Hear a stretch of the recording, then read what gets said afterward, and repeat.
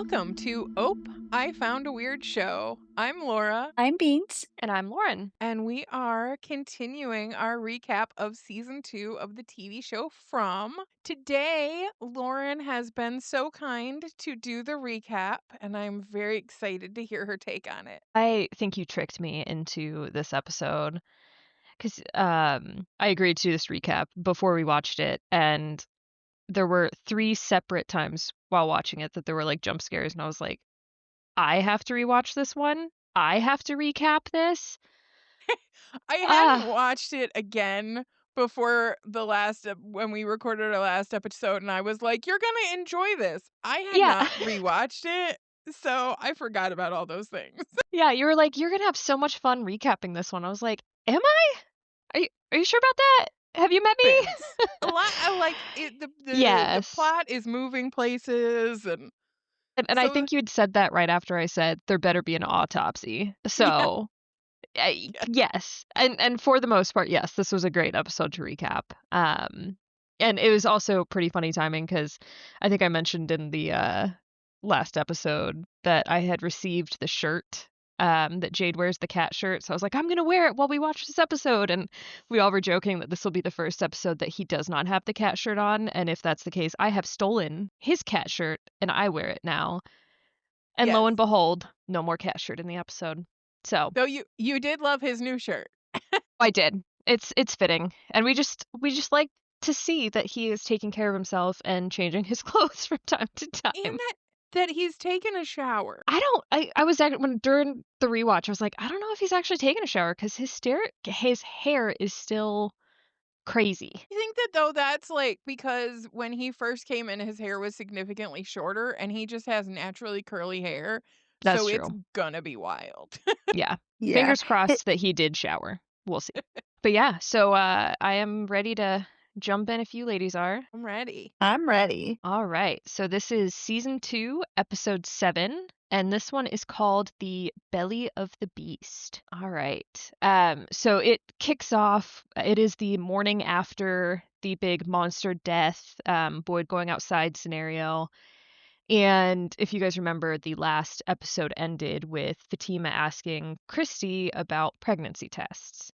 So they are mid conversation about the pregnancy, and we don't see any tests being done, but Fatima asks if Christy is sure, and Christy says that she is as far as she can see given the circumstances. So it doesn't sound like there are any pregnancy tests or like blood tests that they've done, but like Christy's pretty confident that Fatima is pregnant. And so they continue to have some dialogue about pregnancy in general and like how it's not ideal given the Demon Land situation, but women have been doing this forever. And Fatima will have Christy there to help. And as we all know, Christy is like the third year medical student. So Fatima's in a better situation than like she could be if no one was there to help her.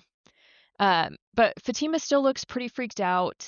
Then Kenny comes in and tells them it's daytime and time to go. So everyone who was in the clinic goes outside, and I think we all commented on like, how is Ellis just casually able to walk outside like nothing happened? Like he's clutching his side still, like holding it, but like he's a bit more mobile than I think any of us would be after being stabbed in the Yeah. abdomen. I don't Yeah. know. But they all go out as a group to check out the presumably dead monster. It's still lying where it was the night before, and it looks dead. They all like circle around it and they're questioning what they should do with it. And Kenny's just like, we burn it, like no question. But the rest say, no, we need to take this opportunity to learn. Like, when are we ever going to get this chance again? And Boyd says, you know what, this is Christy's call. She's the one who would be doing the procedure. So it's up to her. And she says that they need to examine it and take it inside. So they start making a plan um, and like talking about what tools that she would need, where to get that.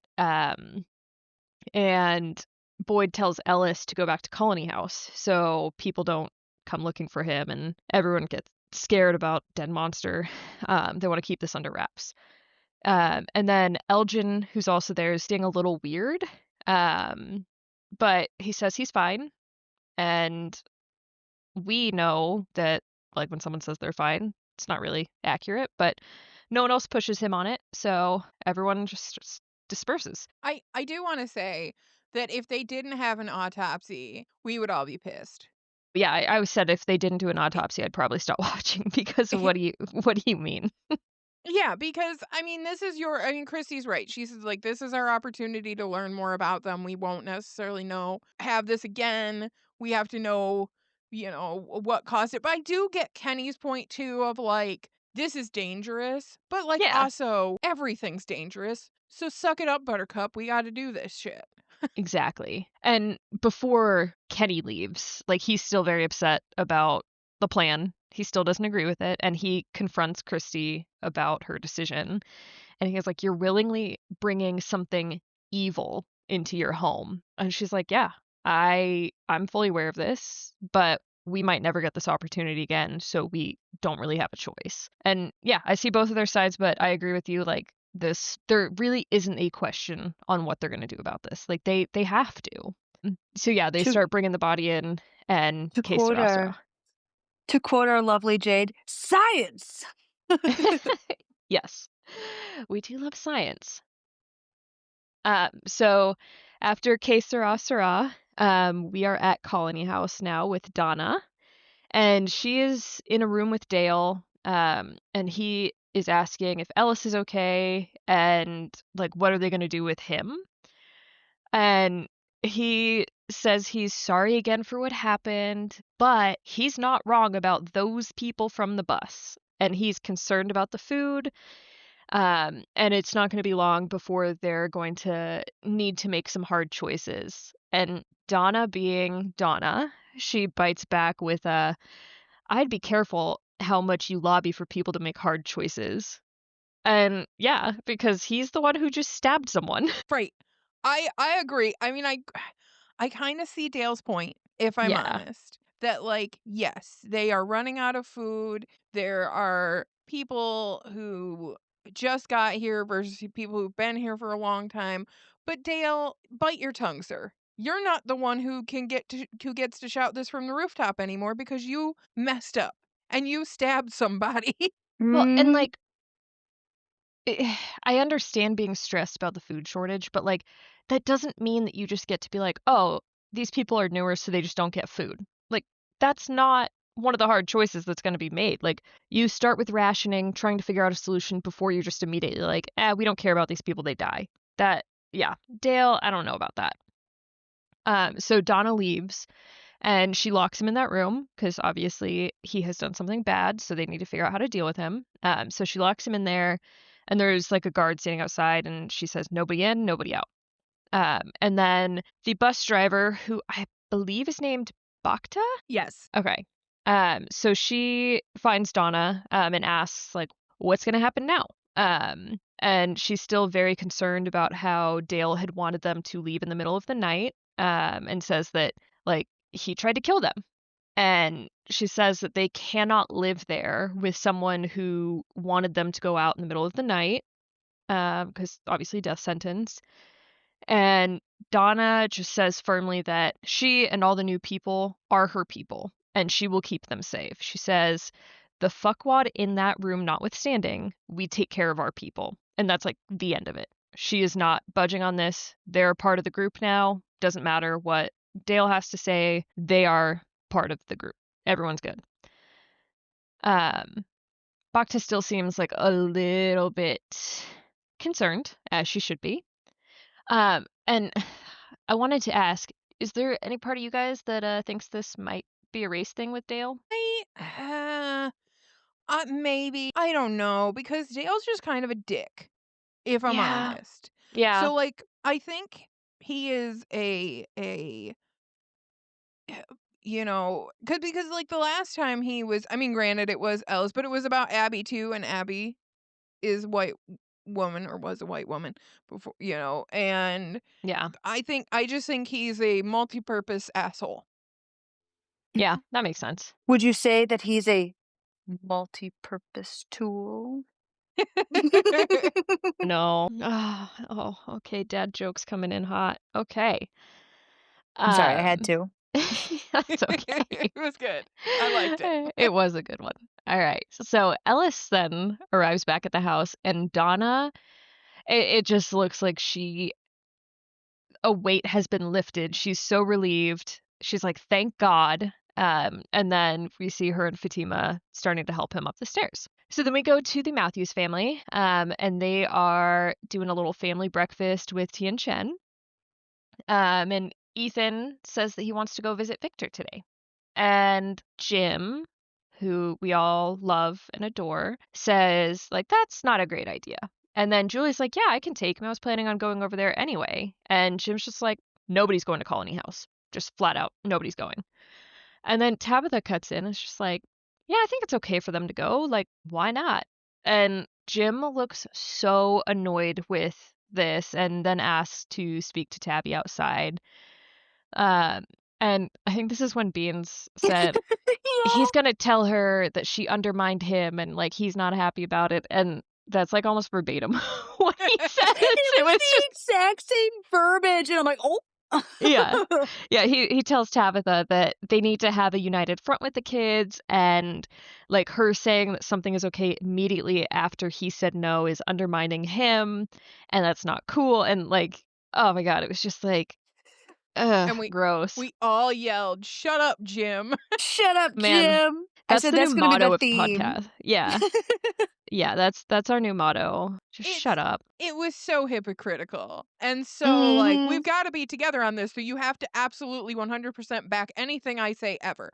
No, sir, that is not how that works. Right. And she like pretty much calls him on his shit. Like maybe not saying like that's hypocritical, but she's like, that's an unreasonable thing to do. Like not letting them go just doesn't make sense. Like we literally just let Ethan confront his attempted murderer, but he can't go to the Mm-hmm. colony house.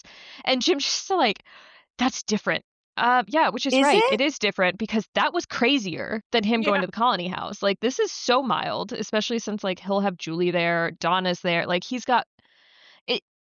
It's insane. He's just so anti-Victor. Can't see through anything else. And so Tabby says like, if we do this, like, what do you want to do? Like, lock him in the basement? Like, if we're too strict with them, they're just going to sneak out and be in much more danger. Like, in this way, we know where they are. He's with his sister. Like, we're not restricting them too much that they're going to push back.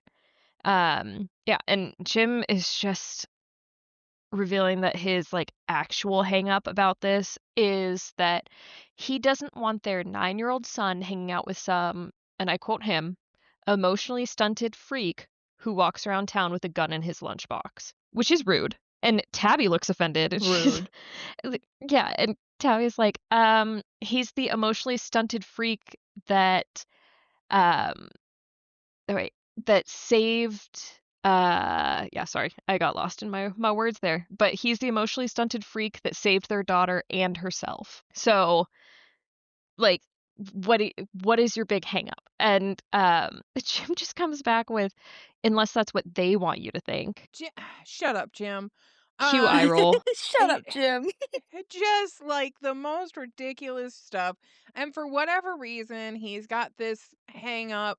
And I'm like, I get it, Tabby. I get why you wanted to divorce this Right? man. I was like, damn, I wish she'd gotten that divorce before they got here, because I would be like, you're not my husband. I don't need to talk to you. Get out of here. Right? You don't Ugh. own me. She's thinking back to that conversation she had with Julie about like, are you guys still getting divorced? And right now she's like, hell yeah, we are. We don't, just like Ellis and Fatima don't need to wait to get married. They don't need to wait to get divorced. We're divorced in Demon Land because I said so. A whole lot cheaper. A whole lot cheaper than the real world. Like we don't need a judge. Those don't exist here. Or can we get one via the next bus? Can we put requests into Demon Land for specific people to come in? Can I get a judge? Can I get a therapist? We probably need a new priest. That would probably be beneficial to some folk. You know? Yeah, yeah. And Tabby is also just like, are you fucking kidding me? She's like, I know this place is real. I've seen things. You've seen things. Like, this is real. And he just dismisses her. But he also can't explain how anything is faked. She asked him, like, how can they fake this? And he just stands there smiling like the little piece of shit he is. Yeah, he's full on conspiracy theorist now. And I just wrote on here, like, he's just rude, constantly rude, and just like dismissive of her experiences, her feelings. So she goes back inside, and then Jim hears and then sees a drone flying at him. And then he sees good old Randall on top of his bus with the little controller for the drone. Um, so yay, more technology. Can't wait to see what these two get up to. The tag team we did not want. No one asked for. No one wanted this. Uh, yeah. I'm Oh, the sure it'll be joke, great. though. Yeah. So Corvée, I you wasn't gonna guys are say gonna anything. you guys are gonna learn to love Corvée. But we were like, oh, Randall and Jim, and she's like, Rim. Yep, it's the rim job we don't need. Yes. Yes. So, back at the clinic, they have gotten Smiley's body inside, down in the basement, and they're all discussing what additional things they need, and ask Kenny, like, do you think that Tien Shen has some of this? And he is just still so very anti this plan, everything involved with it, and starts to question, like, what happened to the worms? But before they get any further with this, conversation is interrupted by Mary. She runs out of the room and starts throwing up. So everyone goes to see if she's okay, but it's very clear that she started showing symptoms of withdrawal. And Christy, in a very unprecedented moment, tells everyone that that's what's happening without really being asked. She's like, yeah, she's going through withdrawal. And everyone's No, like, oh, okay. no HIPAA laws here, man. But yeah, no HIPAA laws, but also like, thank you for sharing information. I love it. Right. We don't need We HIPAA in love to Demon see Land. it. Everybody needs to know everybody's medical stuff because some of it is demon related. So I'm on board with HIPAA violations in this case. um, yeah. So then Christy says everyone just needs to go get the tools, get out of here, start getting the tools. We need to get this over with, and she doesn't want that thing, the demon, in here longer than it needs to be. So everyone starts getting into action. We're finally moving. So then Rim Job are on the bus, and Randall apologizes for the drone flyby and says that that drone was going to be a gift for his nephew for his birthday. So he figured he would just get his money's worth. Might as well play with it. And this guy isn't an emotionally stunted freak, apparently. In my mind, he is, but Jim says no. Jim is already like buddies with him, and it's like, oh yeah, I never thanked you for helping with the basement. Randall, being so emotionally mature, says like, oh yeah, you're welcome. So seeing as your wife wasn't even down there, it kind of seems like you got those other two guys killed for nothing. Cool. Yeah, I love this guy. He's really great. No concerns here. But they kind of like have a little sarcastic back and forth of like, yeah, that make you feel better? Fuck off, buddy. Like they're just not really liking each other, but still tolerating each other. It's very weird. I'm really happy to see Jim met with an equally schmucky guy, though. Yeah. Oh, they both feel so slimy in this. And again, I'm just like, okay, Victor's been nothing but nice to you, but this guy who's telling you to fuck off, like you're just like He's the totally cool with. one. He's the emotionally mature one that you're okay. Cool, Jim. We see how you work. So yeah, Jim asks him like how much that drone can carry, and maybe that drone can get him back home in time for his nephew's birthday. And Randall is intrigued. So now we're back with Ethan.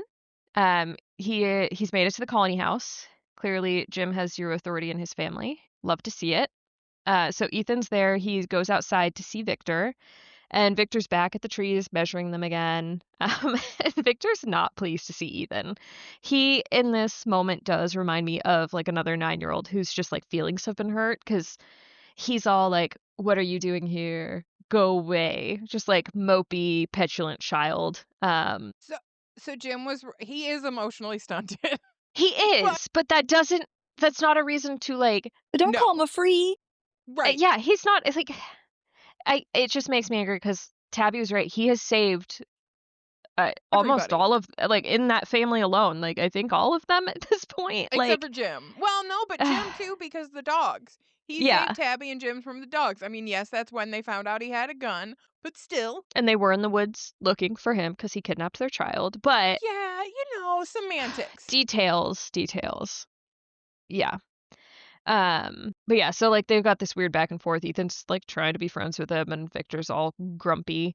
And Ethan asks, like, "Why are you being mean? I thought we were friends." And Victor says that they are friends, and he's trying to protect Ethan, and it's just safer for him to stay away because bad things happen to people who are friends with Victor. And Ethan is just so sad and cute, and it's just like, what's the point of being friends if we can't be friends?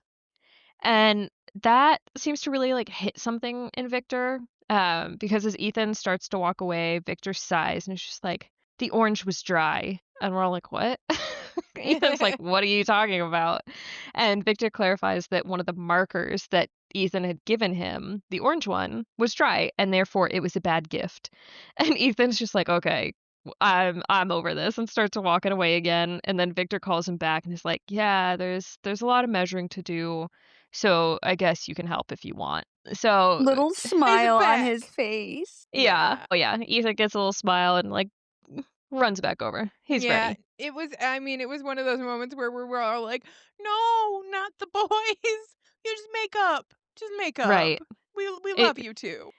it like honestly reminded me of like my nephew who is 4, very different age, but like he had a little fight with one of his friends that was literally nothing. But like right afterwards they were just like back to good. All is good. Moving on. We're friends always. So now we see Mary. She is settling into bed, trying to get some sleep, starting to shake, but just like needs to be resting. So then Christy goes to help Boyd. He's just like in the main clinic area changing his dressings. So she tells him about Mary and her backstory about how she's been sober for about a year and she'd worked so hard for this, but when Christy disappeared, and clearly she's feeling like this is her fault, guilt over all of this, and Boyd cuts her off and is like, "This is not your fault. Like, obviously, she did not choose this, so it can't be her fault." And Christy's still feeling guilt because she also didn't notice the symptoms of the withdrawal because she's been so distracted with the monster. And she's clearly just very stressed about it and has no idea what they're going to find out. So, like, both of them are scared, but ready to see if they can find anything out and just hopeful that there is something they can learn from it.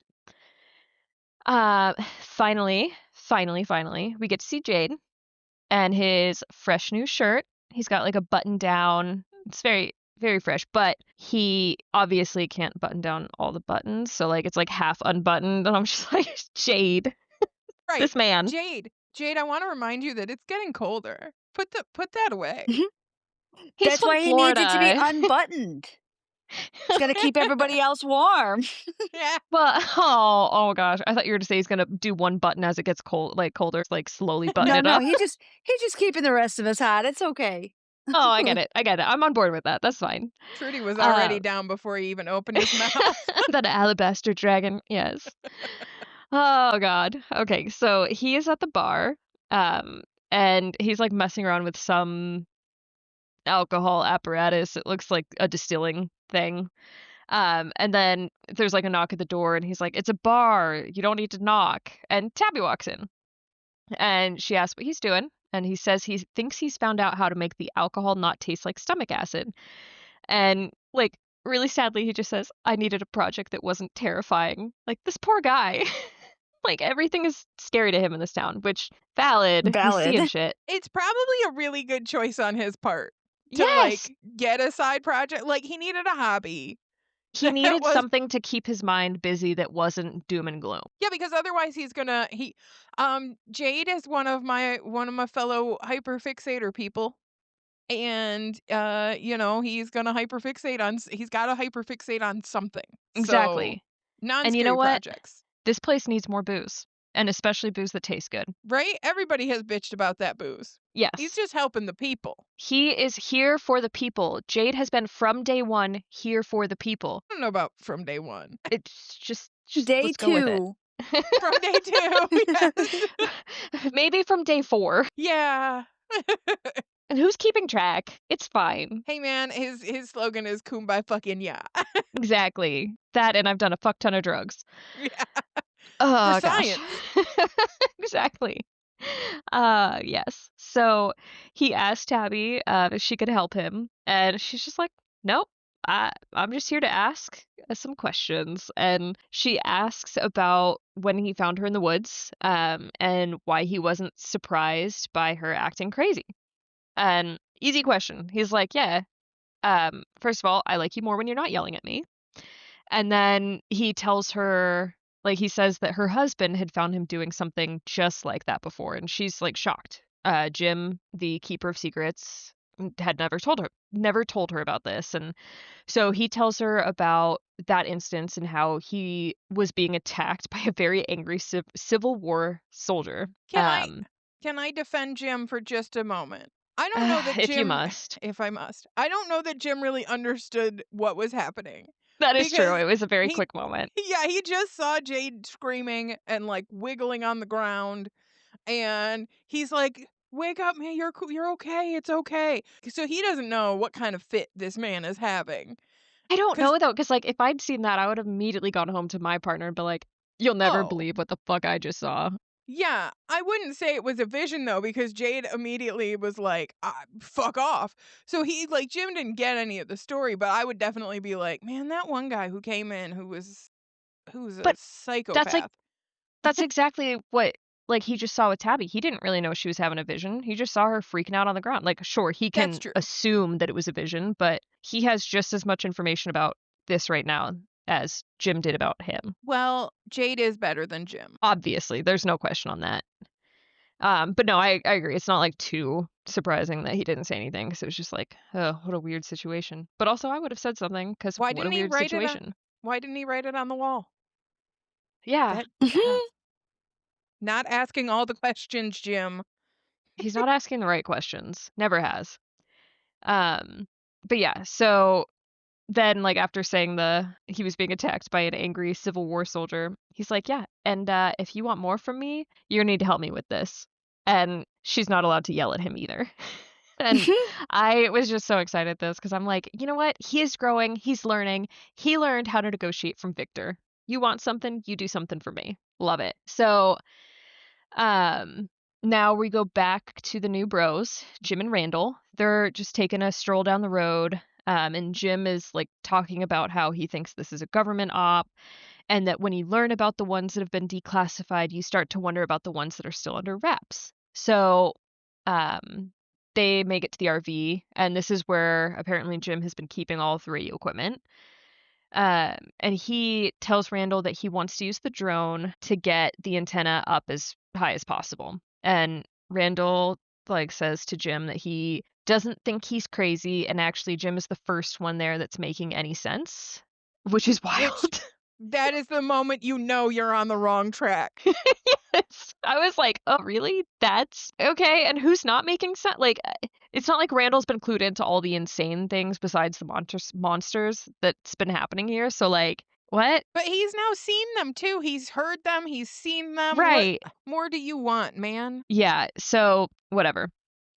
But then he's like, "Yeah, but I'm wondering why you haven't asked the obvious question." And when he said this, I was sitting there like, okay, what's the obvious question? What is the obvious question? Nothing's coming to mind for me. But apparently this is an obvious question to him. So if this place is some big experiment, how has it never occurred to Jim that some of the people here might be in on it?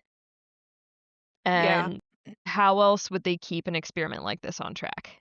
Which Uh, eh, this is just what we needed. We really needed people to start turning on each other, questioning if they are government agents or not. so I'm gonna I'm devil's advocate today.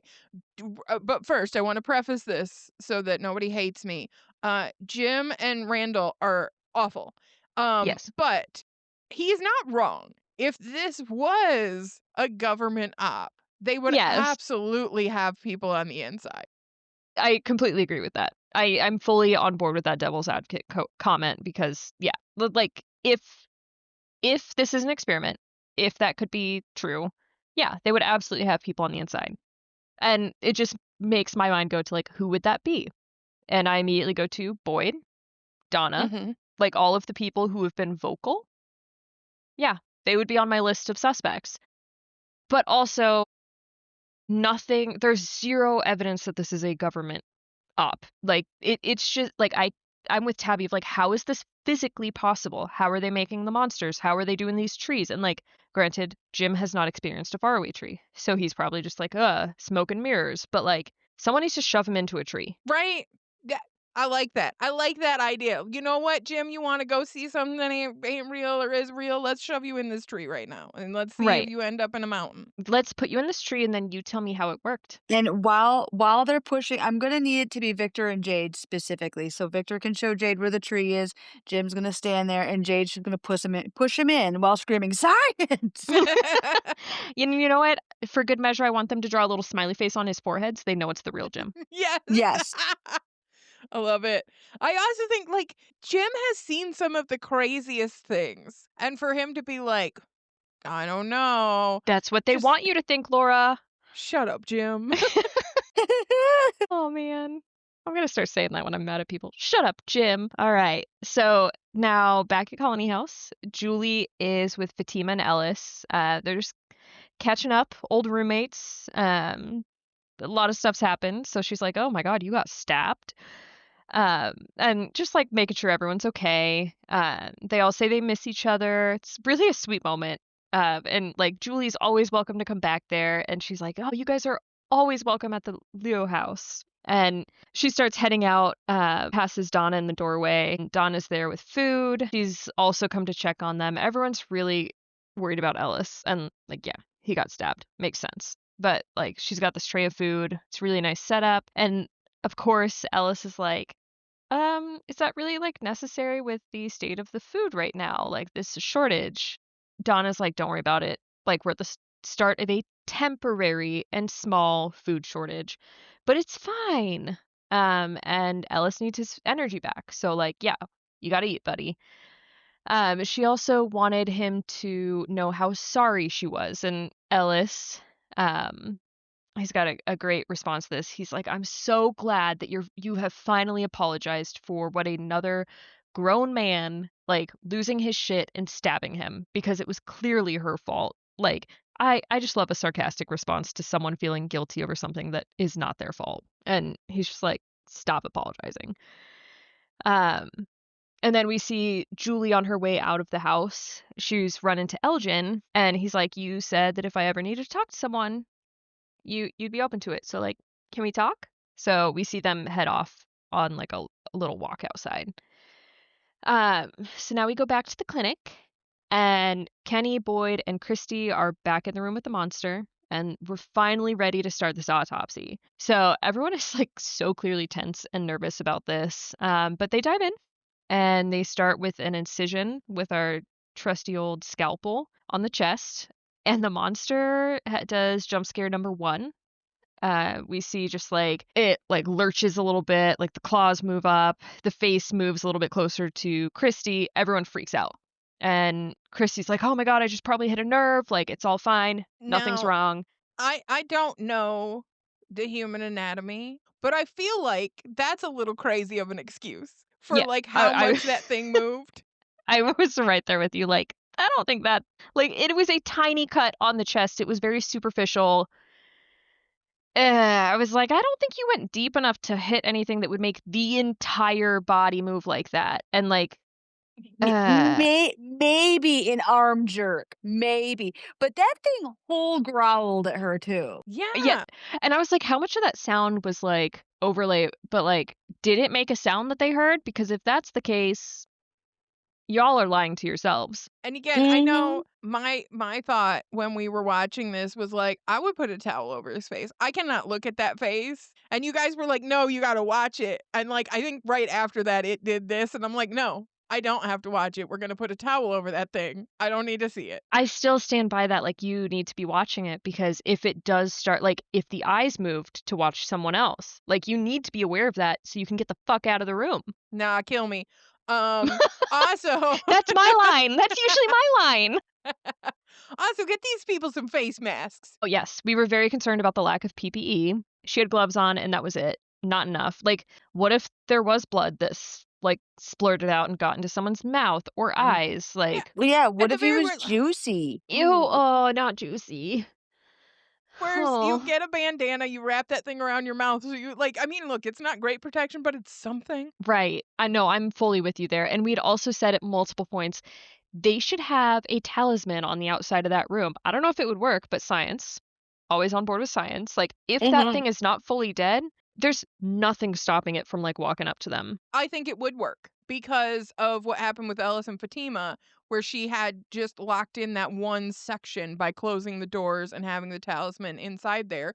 So if they had the talisman on the other side of the room, that should block the rest of the clinic. Yeah, I think they should have tried that. I think they should have been thinking through what worst case scenario, this thing is alive. What do we do? Nobody had that conversation. Yeah, they need to be better at doom planning. Yes. Agreed. And looking at all the bad situations that could happen and being prepped for those. 1-star review for them. Yeah. Worst worst autopsy ever. Yeah. So everyone freaks out. Yeah, Christy says the whole like probably just hit her nerve. It's all fine. Like nobody worry. Kenny's like fuck this, runs out of the room, and Christy's like I'll go talk to him. It's fine. So they're outside now and they're having a pretty big argument about it. Kenny, who has never once been on board with this plan, is furious. He's like, I still can't believe we're doing this. And she's like, it's fine. Like if it's the monster, it's fine. And he's like, I'm not worried about this monster. I'm worried about what killed it. Which, first of all, Kenny, you should have said this earlier, but I guess Mary's whole withdrawal, puking kind of cut him off when he was trying to say this. But he's also had multiple opportunities. But he's like, yeah, Boyd had these things in his arm. He gave them to this unkillable creature, and all of a sudden it died. We need to be more worried about this. And Christy says that that's like the exact reason why they need to do this. That stuff was a poison to these creatures, and maybe they can use the monster's blood, liquids, whatever, to create a weapon that they can use to protect themselves, which is so valid. But Kenny is more worried that it will kill her. Like, what if she cuts into this monster and those worms are still there? They come out, infect, and kill her instead. It's a valid concern as well. But that, she says, like, that's a risk, but that is a risk that I'm willing to take. We have to learn about these things. And maybe it's a way that we can get rid of these monsters for good. And she says that she's scared, but that's why she needs him. And it's just him and her. They've said before they're in this together. And oh, poor Kenny. He looks so conflicted, but ultimately he says like, no, that's not how this is anymore. And he's like, I still care about you. I'm glad she's here, like referring to Mary. But he's like, I love you, Christy, and I want you to be happy, but I can't watch you do something that might get you killed. And Kenny is so right in this because I felt she was being a little manipulative. She You know? Mhm. was. Yeah. That whole like it's just you and me, like 'Cause it's it's not. not. And No. he deserves the chance to have space from that. Like he Yeah. cannot continue this like cycle of just like continuing to put her ahead of himself. And when like that's she's got a whole ass fiance. He needs space. So Mhm. yeah, I was proud of him for like setting those boundaries. Yeah, I was like, you go, absolutely. Kenny. Put Christy, yourself you first for once. Let's Chris go. Christy, you cannot have your cake and eat it too, ma'am. Like, Yes. you have your fiance here, that is your focus, cool, but, like, if Kenny has to live with that and embrace that, then you've gotta embrace giving him space and time. Absolutely. And I was like, it's clear that Boyd hasn't given him the whole like, you need to be there. Like, you are this person's like his shitty advice. Like, Oh my god. ah, Be Boyd. everybody's rock. Don't take care of yourself. Prioritize everyone else around you first. Yes. Okay. And if they don't make it, it's your fault. Well, Like, okay, so little this is me this episode, little devil's advocate. Um, do you think Boyd is giving this advice because he was not there for Abby and he was not her rock? I I think that has to be part of it. Because there's no way that a sane person would give that advice. So yeah, I do think that there's definitely a lot of projection in Boyd of just like I wasn't there to protect the person I should have been there to protect. It's all my fault, so therefore like you guys have to do what I couldn't do. Yeah.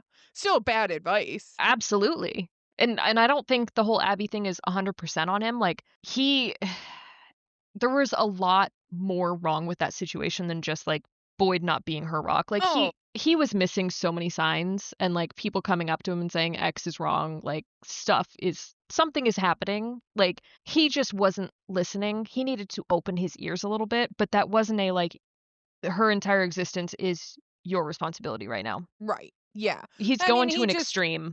yeah, and I mean, I know that Elgin or not Elgin, but Ellis kind of put it that way and like and justified everything that way, but that is not what it really was. Yes. And also, like, you calling him Elgin, I switched their names so many times in this. I was like, Why do they have to have such similar names? Like, who did this to us? Which writer is responsible?" It's it's rough. The other thing that happens to me when I write these recaps is Elgin ends up being Elvin a lot, and I'm like, not the word I meant to write. Okay. No. And, like, I was misspelling Christy and Mary multiple times. I was not happy, but You don't want to look at my recap notes. They're mine awful. are a mess. Mine are a mess. Um, but yeah. So, leaving that off, proud of Kenny. He's set boundaries. Good for you, buddy. So now we see Mary inside, and she's just getting up after her nap. She's like looking for everyone because everyone's like outside or just like gone. So she heads down looking for them to the boiler room where the monster is, and she opens the door and freaks out because the bed is empty. Monster's no longer there. And again, freaking out. She's like running around looking for people, and she finds Boyd, and he's like, "What's wrong? What's going on? Like, why are you freaking out? Calm down." And she's like, "The monster's gone." He's like, "Oh shit." And they look down one of the hallways in the clinic, and we see Smiley. And he is back up to his normal alive monster state. And Boyd pulls his gun and is like, "You need to run, Marielle," and starts shooting at Smiley. But as we all know, that does absolutely nothing. He just keeps walking, smiling, heading straight for him. And like as he's walking down the hall, Mary, who did not listen to Boyd's run statement, I think she's just in shock, frozen. But she starts to hear the music from the music box. What And I think we all clocked this. We're like, this doesn't seem like the reaction Boyd would have. He would say they both should run. Why is he going to stand there and shoot at something he knows won't die from shots and waste, yeah, he was like, this is a dream. something's not right here. And So, the funny part, I clocked it as a dream, but not for that reason. I'm Mm, like, "Ain't no chick gonna stand in front of somebody with a gun, just standing there, not covering your ears. This is a yeah, dream." I think I true. clocked it the moment Boyd wasn't in the room where the monster was supposed to be, because last time we saw, he was there. Like, Mhm. Kenny and Christy had run out, but he was still there. So it was like, where's Boyd? Why is no one there? It like that was the first red flag. But yeah, it was all just like something was a little off the whole time. So she starts hearing the music. She looks over to the side into one of the rooms next to them and sees the box, the music box with the broken ballerina. And then she turns back. Second jump scare. This is when I was like, Laura, you're a sadist. How dare you make me do this recap? Because Smiley is right there in her face, ready to attack. So we see her lurch up in bed. It's all a dream, all been a dream. Everyone is having these dreams and visions, and it is her turn now. And this one was especially concerning because she didn't know what the music box looked like. How was she suddenly dreaming of it? Uh-oh. Mhm. All right. So we are now with Fatima. She is walking into the greenhouse and sees Donna in there. She's been looking for Donna. And she asked Donna if she's okay, because Donna is visibly not okay. She's been looking pretty stressed this entire episode, but Well, like, this has been a rough season for Donna. yes. I don't think there's been an episode where she's not stressed out. No, we've seen like a couple of moments with her where she's been like relieved or just like somewhat okay, like talking with Ethan in the basement of the Mhm. last house, just kind of like time with the kid. And then also, like, seeing Ellis okay, like, that big sigh of relief she had, like, those were the best moments of for Donna, and, like, that's not good for her because, like, oh, no. She is carrying the weight of the world on her Yes. shoulders at the moment. Yes, and she reveals in this scene that the plants keep dying, and she's been telling everyone, like, "This is a temporary food shortage, we've already replanted the crops, like, we're gonna get through this, it's gonna be fine." But now we learn maybe it's not gonna be okay, because if the plants keep dying, how how are we gonna get through this? And she says that it's like the plants are growing in poisoned soil.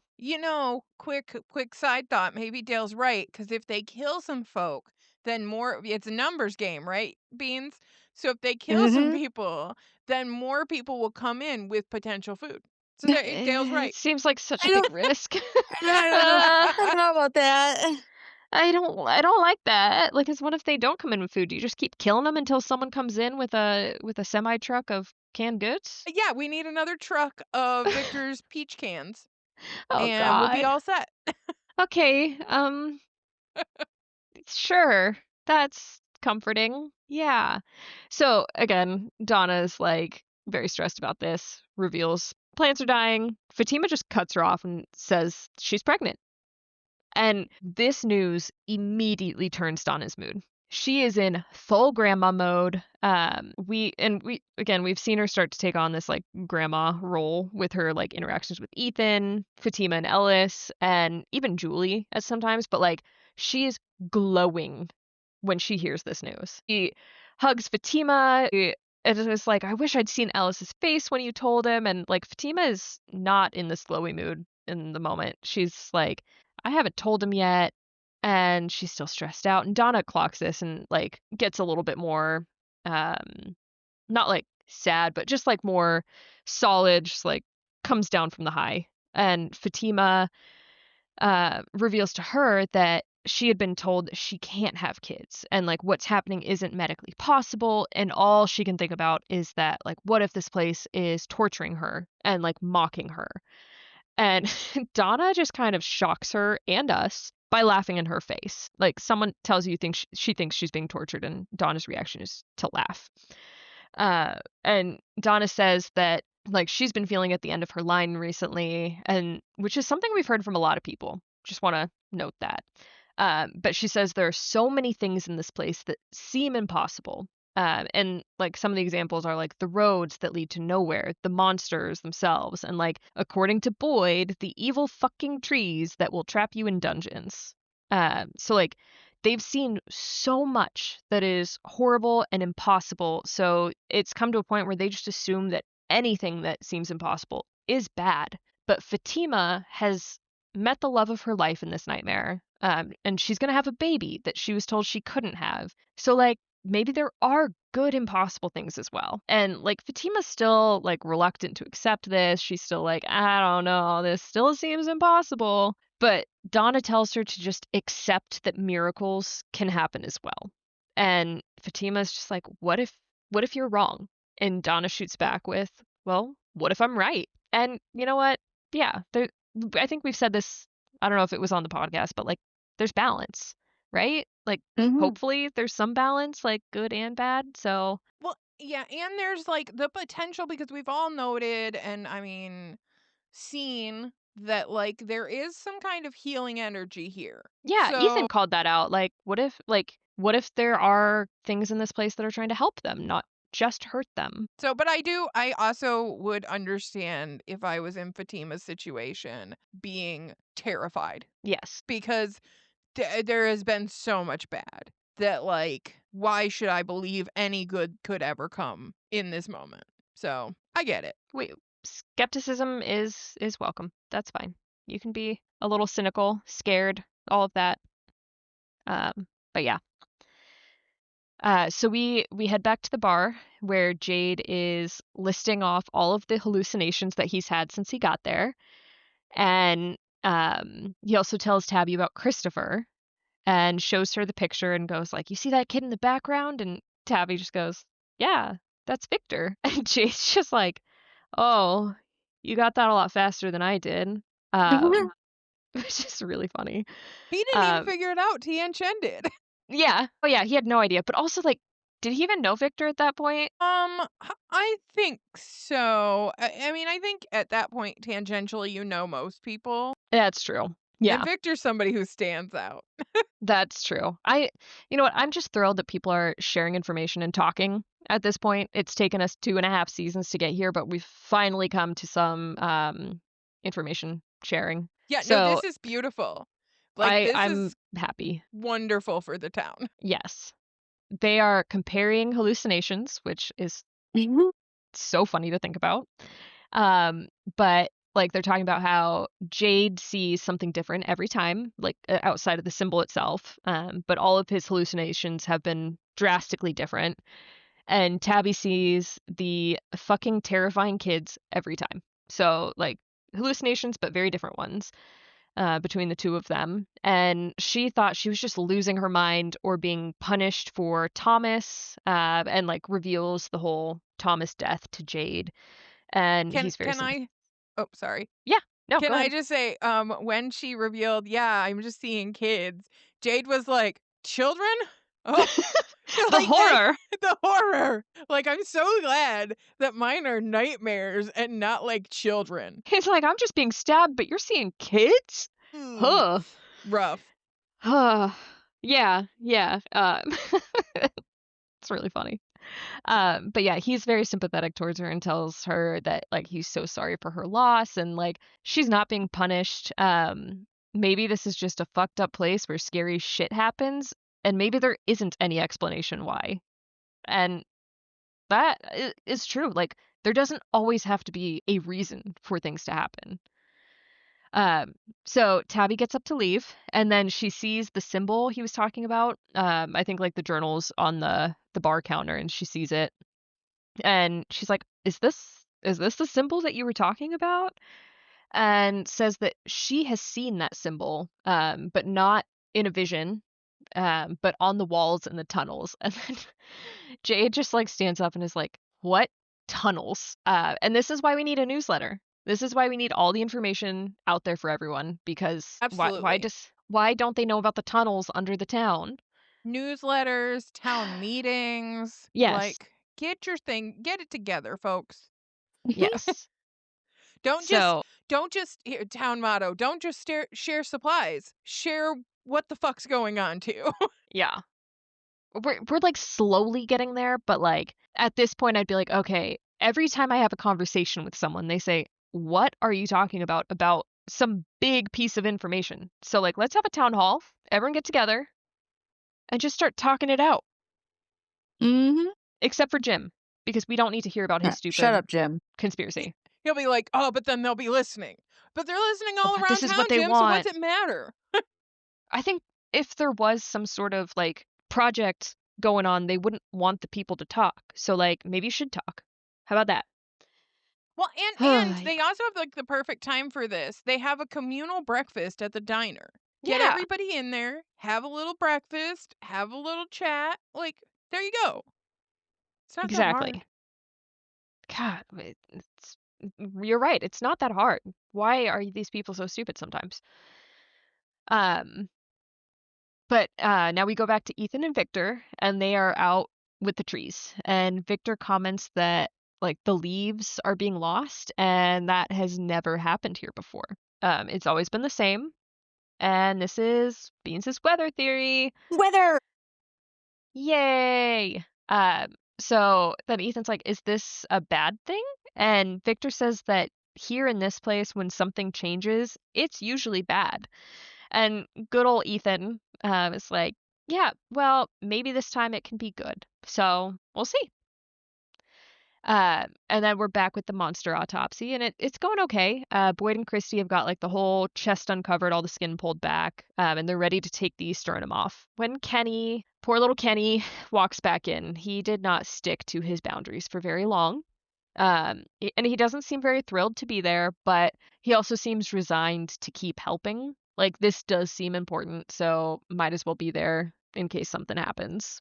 Um, and they give him the shitty job of holding the head Yes. while they pull the sternum off. Like, this is your punishment for leaving. Here you go. Hold the monster creepy mouth head thing away from No, us. thank you. I'd have I'd been have like, walked right okay, I back gotta go out. by. Yeah. Yeah, like, never mind. Um, but yeah, they get the sternum pulled off, and Christy says like, "Oh, it's human."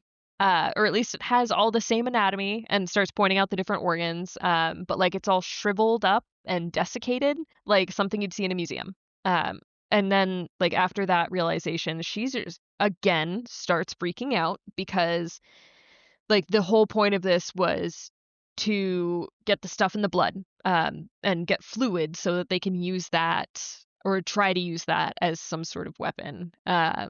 But there's no fluid anywhere in this body. And she grabs a scalpel and just starts like searching in the body, moving things around, and then just stabbing, like having a little fit, stabbing over and over everything in the. Well, that's worked so well for everyone else in the town. It may as well work for her too. Yep. We are a We little haven't. stab happy. If I we I didn't thought lose Nathan this way, we didn't stab Ellis. Yeah. thought she was gonna cut her hand. I I'm thought like, she was that gonna was cut. it was wild how just like kind of violent her movements were. And I'm like, Right. she gonna cut her hand and then some like that magically there's gonna be some blood or something and she gonna get wormies. Like, no, no, no, no, no. Yeah. Or like they'd be drawn to it and come out on their own. Like I was with you right there. Like, and Kenny and Boyd are like, what the fuck?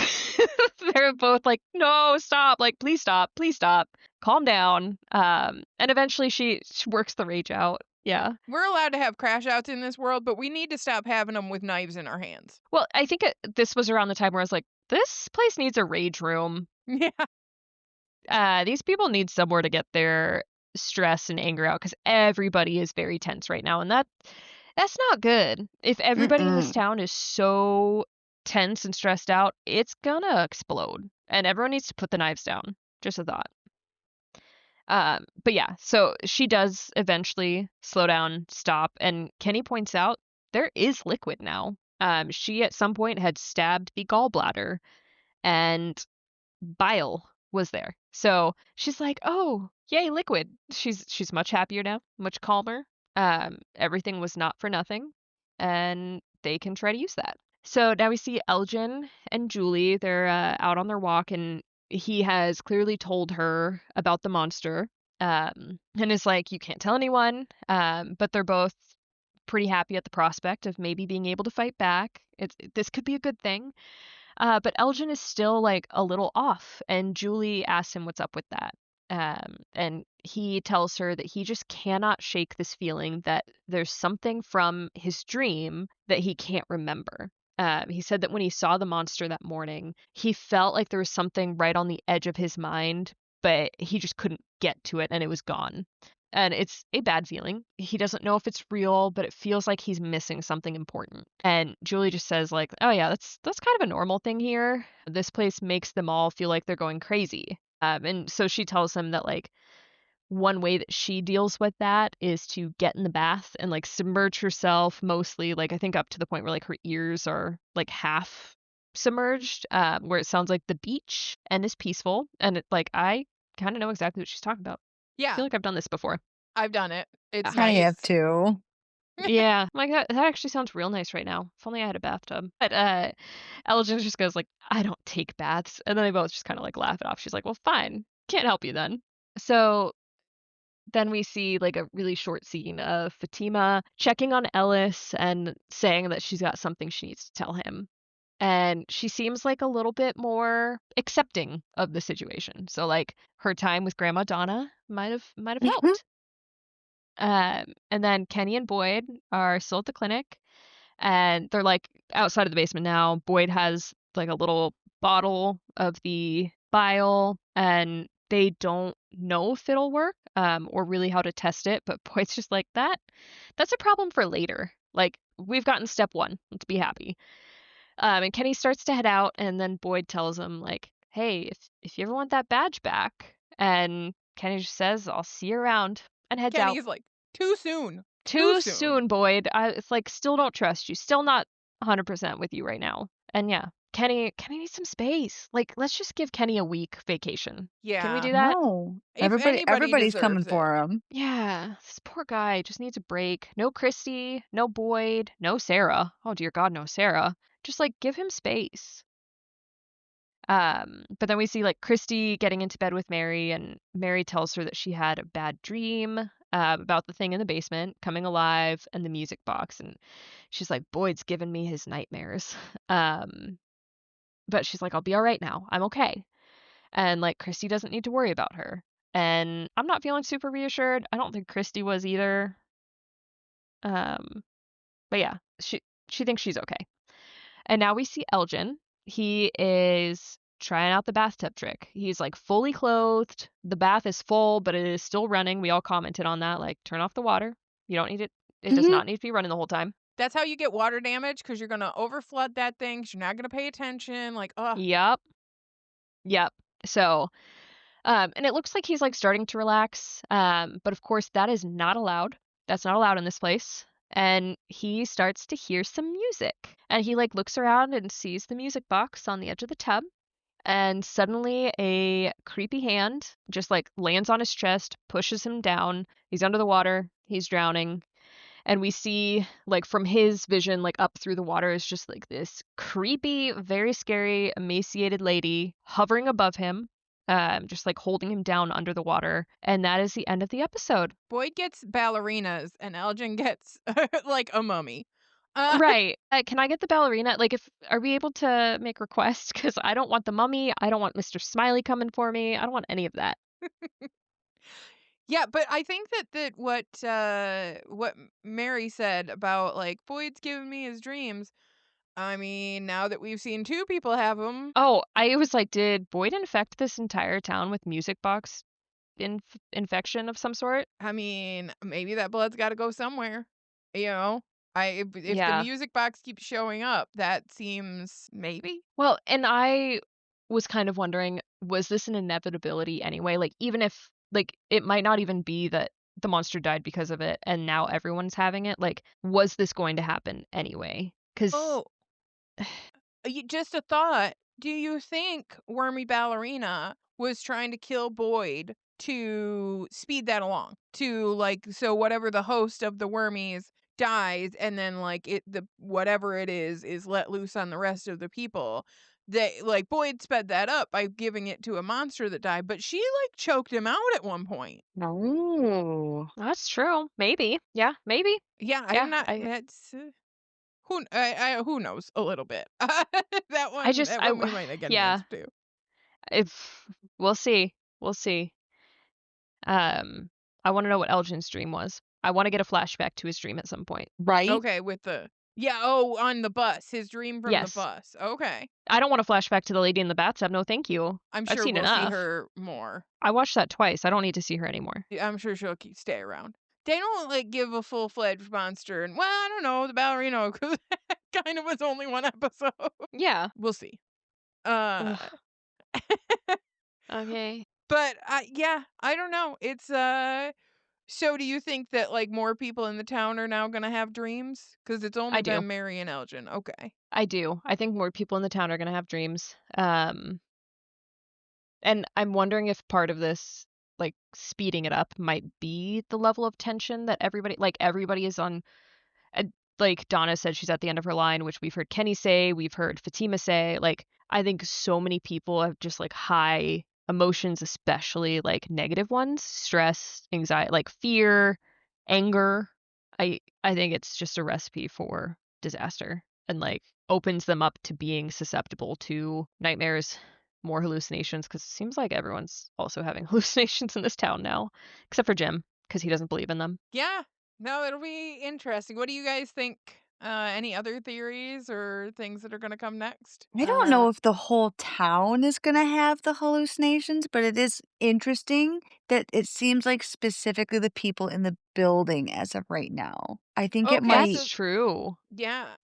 I was 'cause, like, thinking they people were on the all bus because both of them, but yeah, they were in the building. but they were all exposed to the monster. Well, maybe not Elgin so much, but, like, while it was dying. Like, they all Right. Well, witnessed it and or were in the vicinity. yeah, because they were in the vicinity when the transfer happened, And they went out and to see it in the morning. yeah, Mhm. so that puts potentially, Oh, uh, Fatima. yeah, The Fatima, baby. yeah, The baby, Fatima the baby might exactly. have nightmares.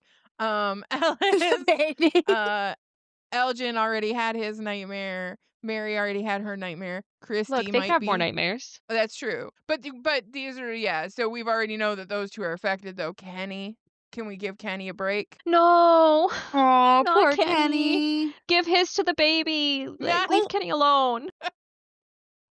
Yeah, so we'll have to see if it just affects them or if it affects more people, because I'm sure this storyline is gonna continue. Yeah, Yeah. I'm sure it I will eventually get to everyone, but I'm wondering if right now it's just kind of isolated to the people that were there. Yeah. yeah. And I think we said this like when we were watching, but maybe this is like the first step of a transformation into something that is not human. Like maybe this is how Mm. the monsters start. Mm. Maybe they are becoming monsters. Maybe not the same type of monsters, but you never know. Well, Martin did say there were worse things out there, He did. but, yeah, it'll be interesting. I did, and I know when we were watching this, I very much said, "I wanted this episode about 3 episodes ago in the season." Yes. You know, like, it feels, because this was what, episode 7? So that means Mhm. there's only 3 episodes left, and I feel like we could have gotten here sooner to Yeah. whatever's happening. Well, So, and I had also said it's taken them 1.5 seasons to start talking to each other. And if they would just talk to each other, then we could start moving things along a little bit faster. yeah. And but that's what brought upon the change. That's what brought upon the speed of things happening, because they finally opened their mouths and said, "Hey, this is going on with me. What's going on with you?" Yeah. I hallucinated this. What did you hallucinate? Yeah. So, Everyone's hallucinating a music box? Hmm. Might be Boy, do you something wanna to share anything that. about a music box? right, Boyd? Maybe you want to talk about a music box? I mean, did he even mention the ballerina? He mentioned No. wormies. Well, maybe he did when, well, he said, "Did you see her?" to Kenny. True. And did you hear that? So yeah, he may have. I feel like he's not good with a full picture when he's telling stuff. But yeah. Boyd is on communication baby steps. So we'll take what we can get. He's working on it. Yes. Yes. So I think that we are ready for the next episode. And Yeah. we want to thank everyone for listening to Ope, I Found a Weird Show, and we cannot wait to continue the recap next time. Bye. Bye.